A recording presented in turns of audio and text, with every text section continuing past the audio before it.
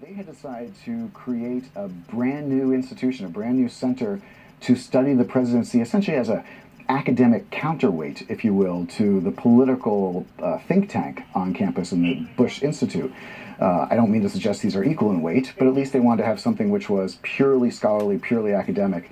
So when the opportunity arose to create a new center from scratch, that was something I just had to jump at. President Bush was here in 1998 when he had his book, which was not a memoir, as you know, it was about foreign policy, and with Brent Scowcroft was also here. But I want to run some video, it's not very long, about George Bush talking about the power of the Oval Office. I know we're jumping way ahead, but when we see him talk about this, I want your reaction to it. It was every president, I think, would confirm that experience. I'm going to tell this guy off, I'll get him, and then they go in there. And there's something about the office itself and the respect that all Americans and most foreigners have for that office, where you just don't feel like bawling out the president or taking him on the way you told your colleagues you were going to do.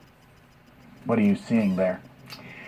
You know, when he was in China, he was eventually called back in order to run the CIA.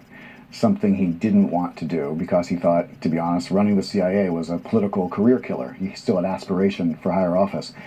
And then he says, and I think we should take him at his word, that he remembered his father saying, if the President of the United States asks you to do something for your country, the answer is yes.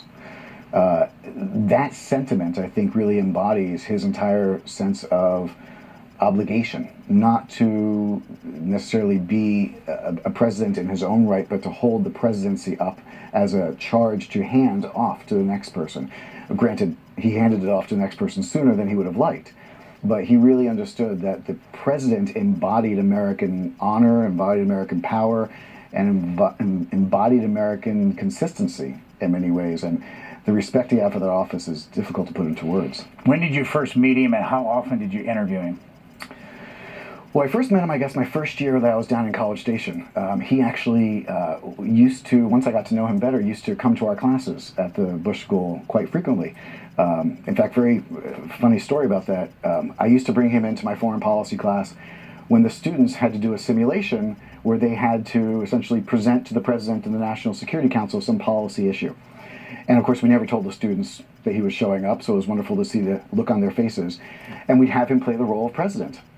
And at one point during a break, I had to say, I'd pull him aside and say, Mr. President, I have to tell you, you're terrible at this. You're really not getting it. You're not asking penetrating hard questions. We need you to drill them like we know you drilled the generals or senators or anyone else who came into the Oval Office to get at the real truth. And he looked at me and said, can you imagine what would happen if one of these students called up their mother and said, the president came to class and said my idea was stupid. He was just such a gentle, thoughtful man and considerate at his core that it was really marvelous to work with. And by the time I had left the Bush School, I had been interviewing him for 5 years at that point, many times, sometimes many times a month. And how did you interview him, and do you have records of every interview? I do have records. I'm not sure that I have a computer that is capable of playing my digital records, but I'm sure if we had to, if the FBI came in, we could find a way to do it. It's such an old program. I audio taped everything, and we would usually have a morning session. Go down. I would drive down to Houston. We'd sit in his office for 2-3 hours, talk about the end of the Cold War, talk about his life, and then go to lunch. And I have to say, it was a really heady experience to go with the Secret Service to lunch with the president, because people don't usually stand and applaud when I walk in the room.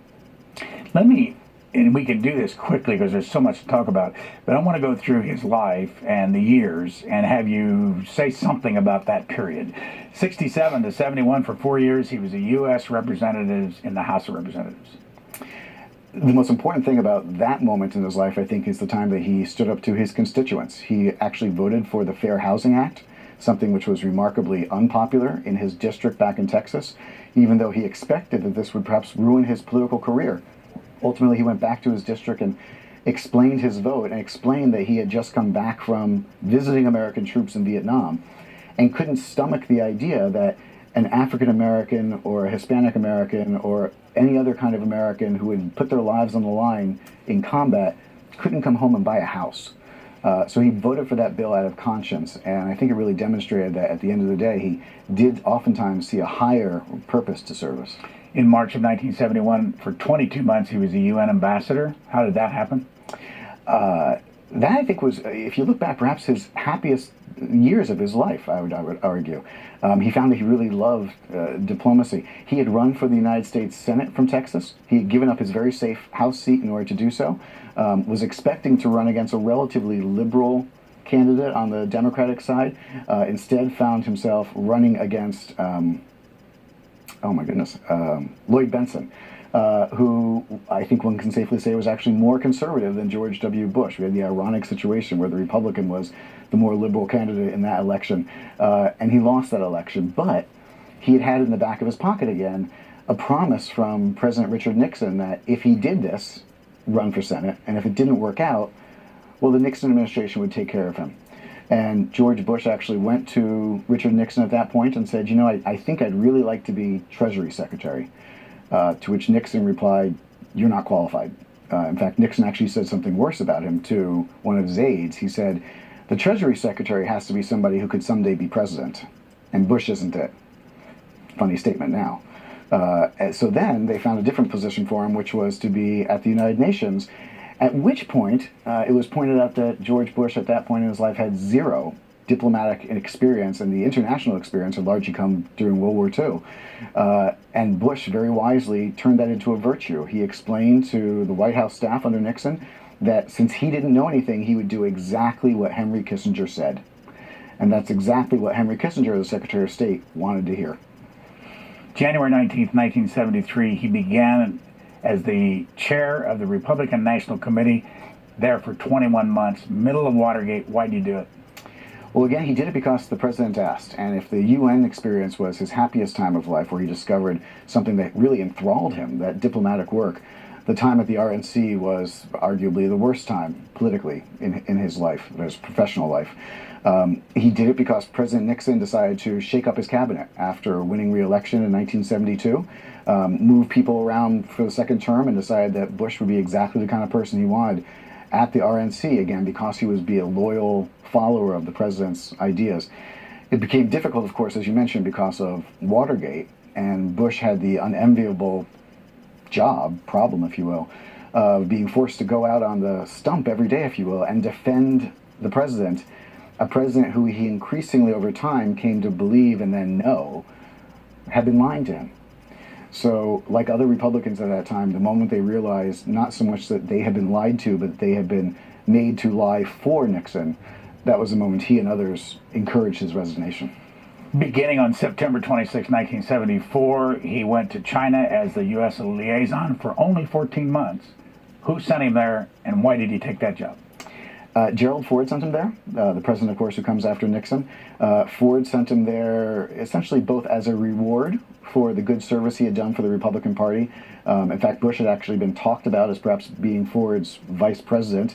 That didn't happen, but he had been such a good soldier, they wanted to give him a nice landing place, if you will.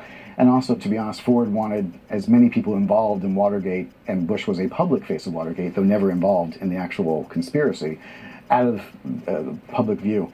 It's actually an amazing story how he got to China, though, because everyone knew at this point that he had diplomacy bug had gotten to him. He really wanted to continue in that vein.